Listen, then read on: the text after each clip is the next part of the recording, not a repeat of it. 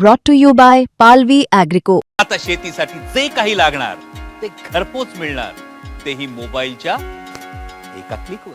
आपने 52 साल तक हिंदुस्तान का तिरंगा झंडा आरएसएस के मुख्यालय पे नहीं फहराया सर, नहीं फहराया। और 3 लोगों ने आरएसएस के मुख्यालय पर जब ये झंडा फहराया, उन तीनों के नाम मैं पढ़ रहा हूं, विजय, उन्मत, दिलीप, इन तीनों लोगों के खिलाफ आरएसएस ने एफआईआर दर्ज कराई। किस अपराध में? कि हमारे दफ्तर में तिरंगा क्यों फहरा दिया। और कितने साल तक मुकदमा लड़े? 13 साल तक मुकदमा लड़े। यह है आपकी असलियत। आप तिरंगे का विरोध करते हैं, भारत के राष्ट्रीय ध्वज का विरोध करते हैं। संसदेचं हिवाळी अधिवेशन सुरू आहे आणि याच अधिवेशनामध्ये मागच्या आठवड्यात वंदे मातरमवर चर्चा झाली। चर्चा वादळी ठरली। देशाचे प्रधानमंत्री नरेंद्र मोदी, गृहमंत्री अमित शाह यांच्यासोबतच सत्ताधारी आणि विरोधी पक्षाच्या सर्वच खासदारांनी त्यामध्ये भाषणं केली। याचमध्ये आम आदमी पक्षाचे खासदार संजय सिंग यांनी एक उल्लेख त्यांच्या भाषणामध्ये केला, तो म्हणजे राष्ट्रीय स्वयंसेवक संघावर 26 जानेवारी 2001 रोजी नागपुरातील काही युवकांनी तिरंगा फहरवला होता। 26 जानेवारी 2001 रोजी त्यामध्ये त्यांना 13 वर्ष तो खटला चालला आणि नंतर तो मग डिस्पोज ऑफ झाला। त्यांना पोलिसांनी अटकसुद्धा केली होती।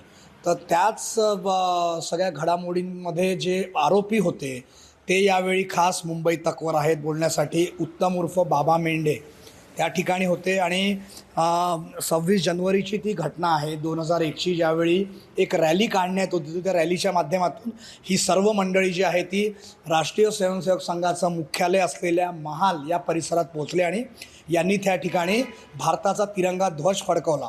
नंतर यांच्यावर गुन्हे दाखल झाले, 13 वर्ष तो खटलासुद्धा चालला।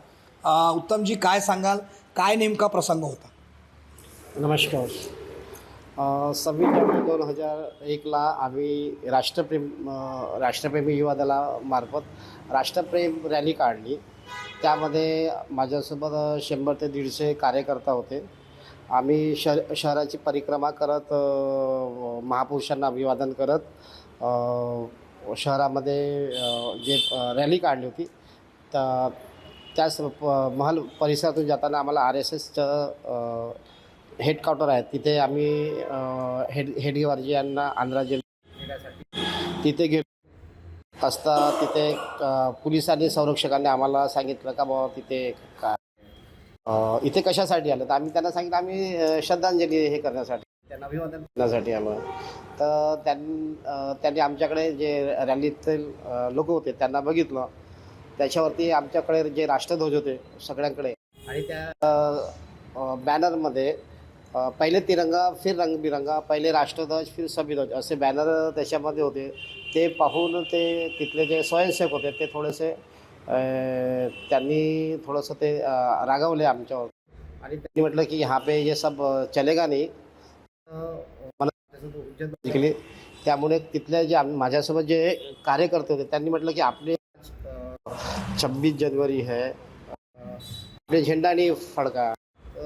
काही जे स्वयंसेवक होते त्यांनी सांगितलं आम्ही झेंडा फडकाया। तो बोले कहाँ फडका? तो बोले हमने वो स्कूल में फडकाया। तर आम्हाला तिथे बघितलं हेडक्वार्टरवरती तिथे झेंडा दिसला नाही आम्हाला, तर त्याच्यामुळे मी म्हटलं की हम झेंडा लगा देते, आपने नहीं लगाया तो। तर त्यामुळे त्यांच्यासोबत आमची मारापिटी झाली, बाचाबीचा हात हे झाले, हमला झाला, काही लोक घायल झाले। तर माझ्यापाशी जो झेंडा होता तो झेंडा घेऊन त्या गेटपासून मी थोडं समोर गेलो माझ्या कारमध्ये आणि तो झेंडा सोडून मी तिथे त्या परिसरामध्ये हेडक्वार्टरमध्ये झेंडा लावला। त्यामुळे तिथले जे कार्यकर्ता होते त्यांनी आमच्यासोबत हातपाय करून मारापिटी केली आणि तिथून मी कसाबसा निसटून आम्ही लोक निघून गेलो हॉस्पिटलला वगैरे, असं काही ते घटना झाली। ही झाली घटना, त्यानंतर नेमकं काय चाललं? खटला कधीपर्यंत चालला आणि नंतर मग तुमच्यावर गुन्हेसुद्धा दाखल करण्यात आले, तर कुणाची तक्रार होती आणि तुमच्यावर गुन्हे दाखल झाले आणि काय प्रसंग होता? तिथले मला आता नाव माहीत नाही, पण तिथले जे RSSचे जे पदाधिकारी होते त्यांनी कमिशनर ऑफ पोलिसला भेटून असामाजिक तत्व यांनी आमच्या कार्यालयावर येऊन जबरदस्तीने झेंडा फडकावला म्हणून त्यांनी आमच्यावरती गुन्हे दाखल, कमिशनर ऑफ पोलीस यांची भेट घेतली होती आणि माझ्यावरती गुन्हे दाखल वेगवेगळ्या पद्धतीची धारा माझ्यावरती लागल्या होत्या। किती वर्ष हा खटला चालला आणि कसा हा प्रवास होता साधारणपणे? किती त्रास तुम्हाला झाला आणि काय सांगाल? 13 वर्ष खटला चालला. त्रासाचा सोडा त्रास तर काय तो काय विषय नाही. राष्ट्रध्वजासाठी आपण जे काही केलं तर त्रासाचे त्याच्यामध्ये काही हे नाही आहे. कुठल्या बॅनर अंतर्गत आपलं हे आंदोलन होतं म्हणा किंवा कुठल्या बॅनर अंतर्गत आपण ही रॅली जी आहे 26 जानेवारीची राष्ट्रप्रेमी युवा दल आमची रजिस्टर संस्था होती ती राष्ट्रप्रेमी युवा दलाच्या माध्यमातून केली. आपण बघितलं हे होते उत्तम उर्फ बाबा मेंढे ज्यांनी 26 जानेवारी 2001 रोजी राष्ट्रीय स्वयंसेवक संघाच्या मुख्यालयावर ध्वज फडकवला होता. यांच्यासोबत दिलीप चटवाणी आणि रमेश कळंबे असे अन्य सुद्धा होते. अशा 3 लोकांवर गुन्हे दाखल झाले होते विविध कलमांतर्गत आणि तब्बल 13 वर्ष खटला चालल्यानंतर 2013 साली यांची जी आहे ती निर्दोष या सगळ्या प्रकरणातून मुक्तता करण्यात आली.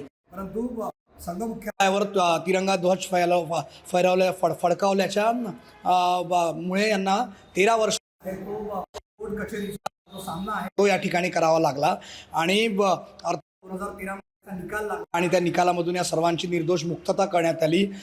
उत्तम मेंढे आपल्यासोबत खास मुंबई तकवर बोलण्यासाठी होते. म्हणजे असं की मोठ्या प्रमाणात जी चर्चा आहे ती लोकसभेमध्ये संसदेच्या अधिवेशनात सुरू होती. आम आदमी पक्षाचे खासदार संजय सिंग यांनी ज्या 3 लोकांचा उल्लेख केला त्यामध्ये उत्तम, दिलीप आणि रमेश, त्यापैकी हे जे उत्तम मेंढे आहेत हे आपल्यासोबत बोलण्यासाठी होते. योगेश पांडे, नागपूर, मुंबई तक.